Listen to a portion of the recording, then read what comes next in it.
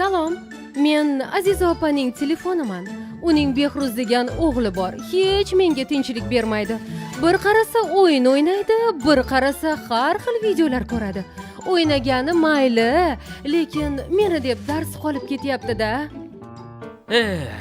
Shu Behruz meni ham tinch qo'ymaydi. Men aslida uni akasi Baxtiyorni planshetiman.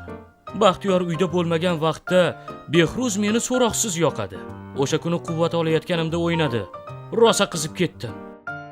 O'ynagani mayli, lekin ko'zini og'ritib qo'yganimdan xafa bo'laman-da. Men nima desam ekan?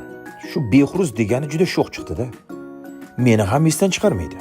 Aslida Behruzni dadasi yaqinda meni sotib oldi. Behruz esa tushunsa tugmachalarimni bosib tashlaydi. Ochib, yopib bo'ynimni og'ritadi. Buzilib qolishdan qo'rqyapman. Lekin Behruz meni deb do'stlari bilan ham o'ynamay qo'ydi-da. Behruzga o'xshagan bolalar, shu yerdamisiz? Agar sizning uyingizdagi gadjetlar tilga kirsa, nima degan bo'lardi?